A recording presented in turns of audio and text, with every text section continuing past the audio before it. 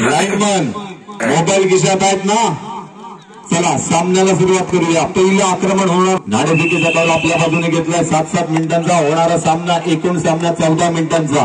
पहिलं सत्र 7 मिनिटांचं, दुसरं सत्र 7 मिनिटांचं. एका बाजूला पुन्हा एकदा रनिंग हँड टच करण्याचा प्रयत्न आहे. बघूया एक गडी बाद आहे आणि पहिल्या रेड मध्येच या ठिकाणी गुणांकन प्राप्त होत आहे टीव्या जयगडचा राजा संघाला. निश्चितच सर दोन्ही संघ तुल्यबळ दिसत आहेत. सामना अतिजटिलचा होईल याच्यात काही शंकाच नाही. एका बाजूला आहे जयगडचा राजा तर दुसऱ्या बाजूला मानोबा मागजन संघाकडून मला वाटतं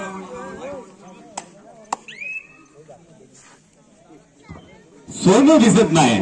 जर का बघितलं तर सोनूचा बंधुराज अभिराज या ठिकाणी दिसणार आहे, मात्र सोनू दिसत नाहीये. राजेंद्र अजितला माहितीये, उमेश बाईतना माहितीये, सतीश पटकरेंना माहितीये की सोनूचा असा खेळ होता मानोबा मागजन संघाकडून.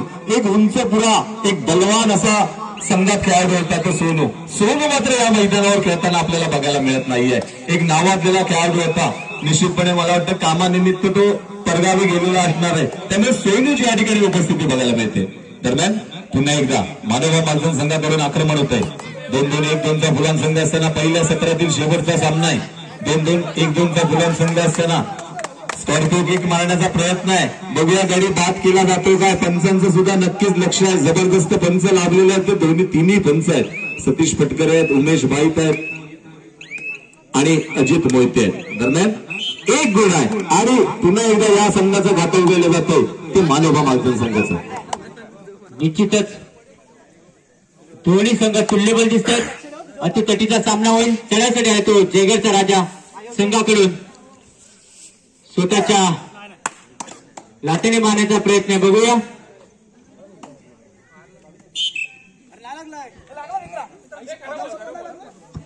आणि एक गुण मिळतो तो जयगड संघाला. पुन्हा एकदा चढाईसाठी राहतो मानोबा मागजन संघाकडून, ज्याने 12 नंबर जर्सी परिधान केलेला चढाईपट्टू. जयगड संघाच्या 7 खेळाडू समोर 2-2-2-1 अशी साखळी या खेळाडूला.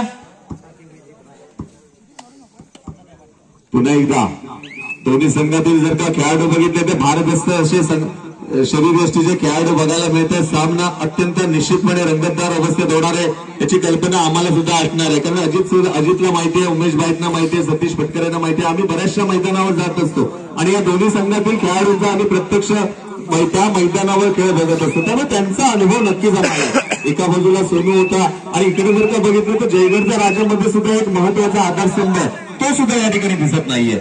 दरम्यान